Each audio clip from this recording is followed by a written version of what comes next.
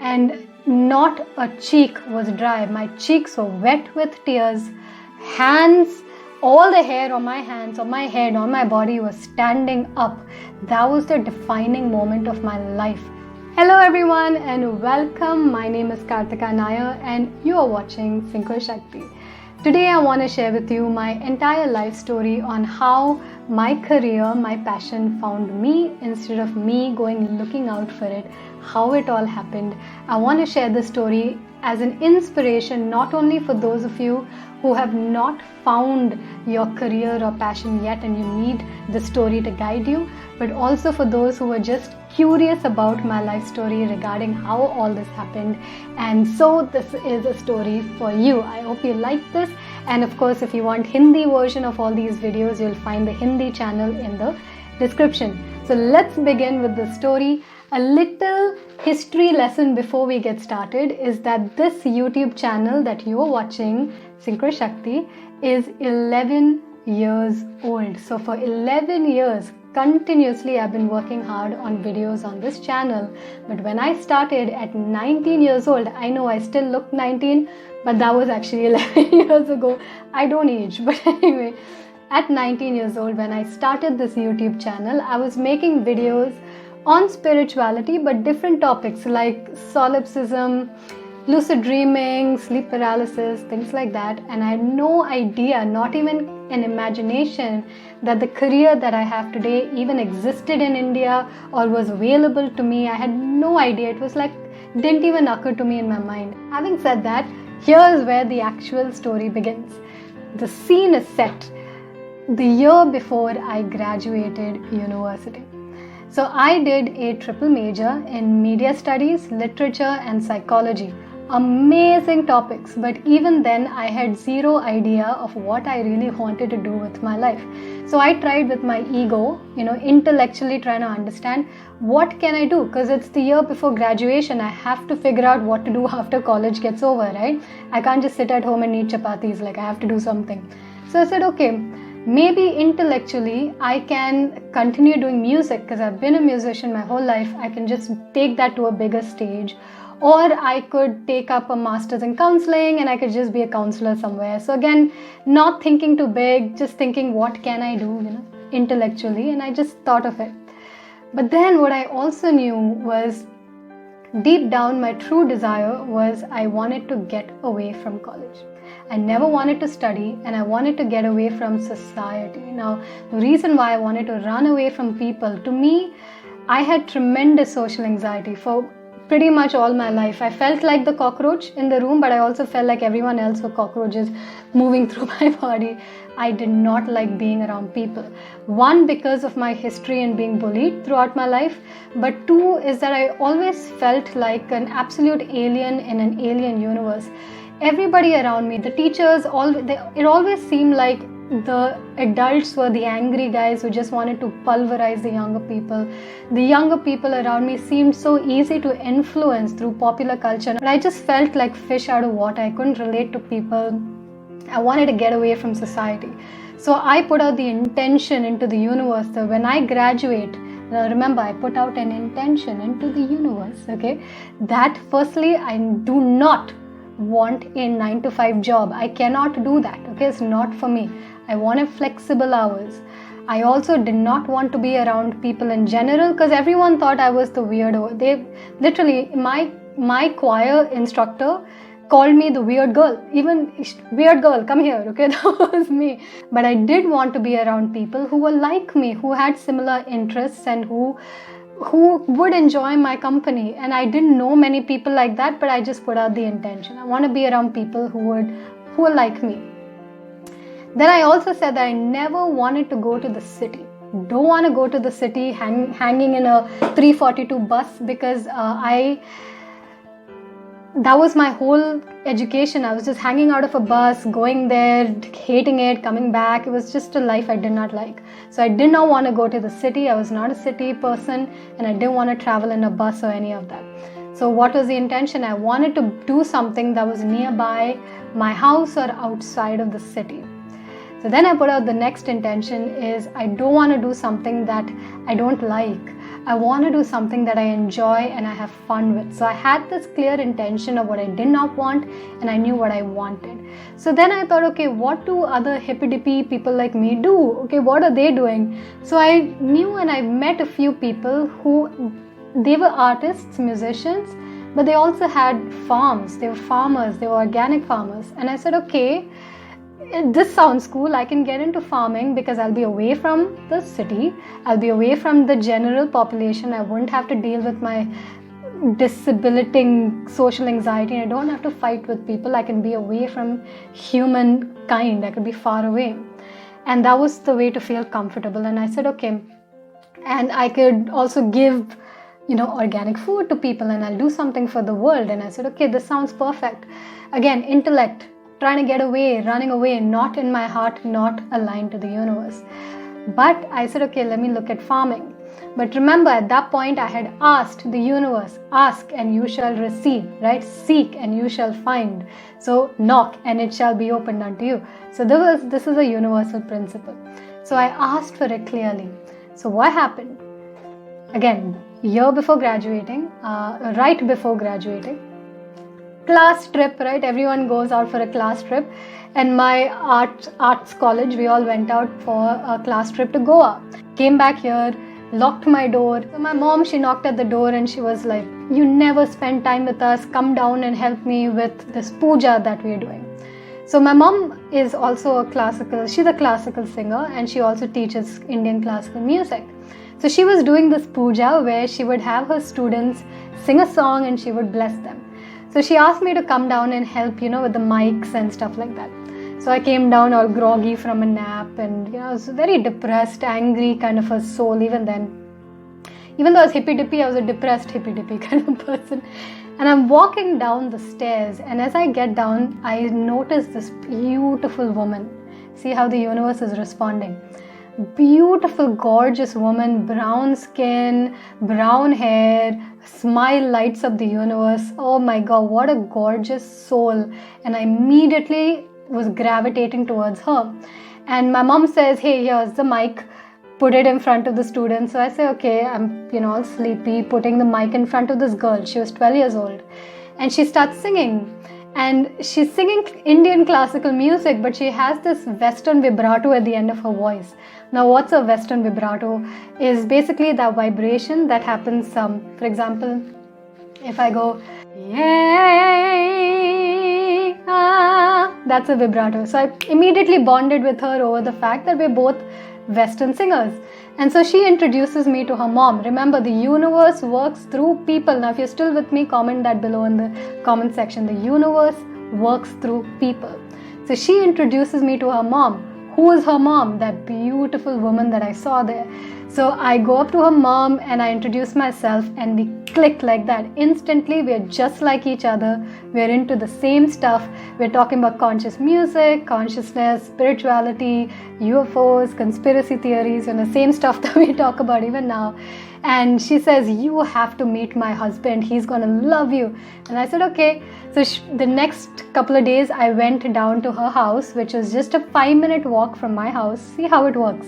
And I meet her husband. We're talking about amazing conversations. And before I left their house, they offered me a job. And they said, when you graduate university, you have a job with us as a content writer. Writing what content? Spirituality. Things I was making YouTube videos about already. So again, everything is aligning. So I graduate university. I didn't even stay back for the lunch. When I say I wanted to run away from there, I ran away. I took my certificate of graduation and I ran. My mom and me, we never even stayed back for lunch. We just got the hell out of there, and I never went back to that university. Again, it's a great place. I'm not trying to discourage people from getting an education, but the whole environment was not for us super sensitive, empath kind of people. It was just way too overwhelming. Anyway, so I left university, I came to this office and I started working here. Now listen to how cool it was. It wasn't a 9 to 5. It was flexible. Let's start there. There wasn't a desk. I told the universe I never want to sit behind a desk. Their office was in their house on a kitchen table. Okay, kitchen table. ting, okay. What else? These are people that I liked and who liked me and had similar interests. What else? I got to do what I enjoyed, researching spiritual topics and writing about them, blogging about them. What else? I could do music, I could teach kids. There was everything from that list. And here's the kicker. I never wanted to go to the city, remember? This was a 5-minute walk from my house. I live outside the city. So here's the beauty is everything on my list came true. Now, when I was working with them as a content writer, eventually they recognized my talent. I did not. My whole life people put me down and told me how not good enough I was. They were the first people who came into my life. Their name is, it was Bijal and Yogi Parmar. They were the first people. They came from the US, and you know how US probably has a different value system around people. They were the first people who showed me I had value, I had talent, that I was good enough, that I could actually do something with my life. If they did not come into my life, I would have never ever seen any potential in me or done anything extraordinary ever. They came, they said something to me that changed my life. They saw potential in me and they got me trained as a personality analyst. So I would take people through this personality inventory and I would analyze their personality based on the results, and I would tell them what careers to take, what to focus on. And as I was doing these consultations, I started intuitively getting these ideas to give them more advice, coaching advice. Intuition came from my heart.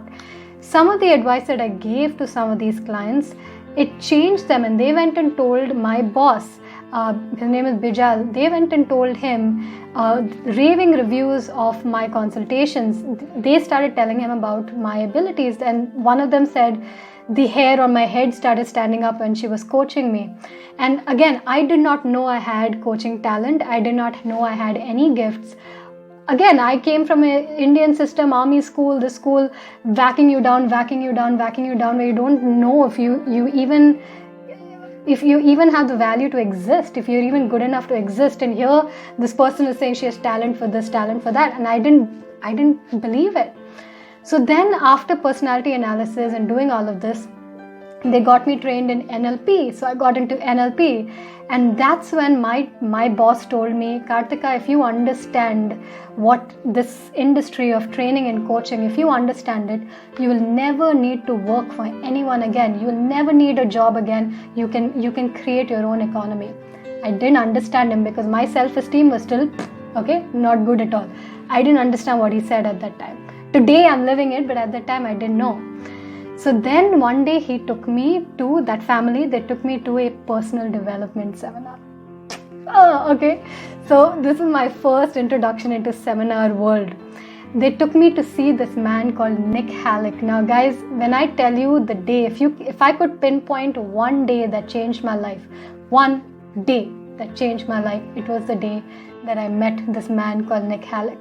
Now Nick Halleck, he was sitting backstage, we had backstage passes, regular average Joe sitting on a chair by himself eating his idli and sambar. Now idli sambar is a South Indian dish, definitely recommend. He looks like a regular average guy, but what he did in his life, my friends, is nothing short of unbelievable. Now his story is that when he was a kid, he was so sick. He was like that bubble boy, right? He was so sick. He had all these diseases that he couldn't leave his room. He had to be shut inside his room. And he would open the window and see all these kids outside living their lives and enjoying themselves. And he couldn't do anything. So he took a sheet of paper, and as an 8-year-old child, ladies and gentlemen, he wrote down, it gives me goosebumps to this day. He wrote down everything he wanted to do when he grew up. And what did he write as an 8-year-old? He said, I'm going to go to space. I'm going to be an astronaut. I'm going to go into an active volcano. I'm going to sleep in the Pyramid of Giza. I'm going to be a rock star. All of these things that we think about as a 8-year-old, these big dreams, right, which we never realize. But when he grew up, he did every single thing on that list.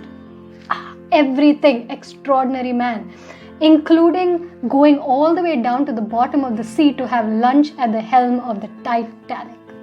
Now, when that part of the seminar came, when they were sharing his experience going down to the bottom of the sea or ocean to have lunch at the Titanic, they've started playing the Titanic music.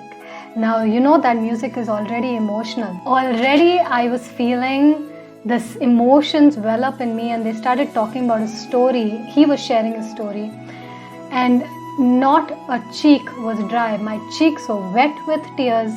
Hands, all the hair on my hands, on my head, on my body was standing up. That was the defining moment of my life. This was before the full-blown panic and depression experience.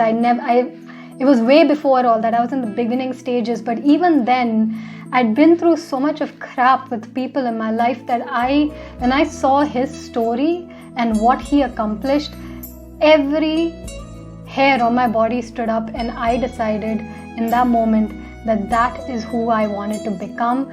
I wanted to be on that stage as a personal development speaker trainer. I wanted to be that coach who would motivate people, get them out of their slump, and get them to be the best version of themselves. That man may not have known me, even though there's a photo of me with him. He may not know who I am, but he changed my life. That Success Gyan event. When I came out of that event, I was possessed with the love for personal development and to be that person on stage. I am still possessed by that desire to be this trainer and coach, and I've been doing this for the past so many years. But that was the day that my career found me. How possessed I am to doing Synchro Shakti. 11 years of constantly putting out videos, constantly putting out courses, having my own academy. We met millions of people through this entire journey of 11 years. I've met thousands, worked with tens of thousands of people, and seen their lives change. It's a human service. It's a career that I wouldn't trade for the world. And someone asked me, what would you do if you got $10 million? I would do the exact same thing that I did today, even if I had all the money in the world. And that is called passion. That is called love. And if my energy could come through the camera and tell you what I feel, this was a career that was meant for me. This was a career that was not from my head, it came from my heart. Now, for those of you who are struggling right now to find your passion, your ikigai, your career path, I just want to let you know of two things. One, what is meant for you will not pass you. You will get there, my friend. Just like you know you're breathing, like that, know that your passion will find you. Number one. Secondly, forget the intellectual idea of what can I do. Forget that. Go into your heart. Let the universe know what is it that you would love. Even if you don't know what career you want right now, get into your heart and tell the universe from your heart, universe, I want to be happy in my career. I want to earn well in my career. I want to meet amazing people who like me and who I enjoy. I want to live the best life ever in my career, and let the universe bring it to you and surprise you. Because what we think, I did not become a farmer. I did not become a musician. I am still a musician, but I didn't take it up as my career path. And I did not become a counselor at some office somewhere in some room. I got to do something that completely is my life today. And what I want to share with you guys is I not only, from being hated in school and college and, the teachers and all of this, I was a weird girl there.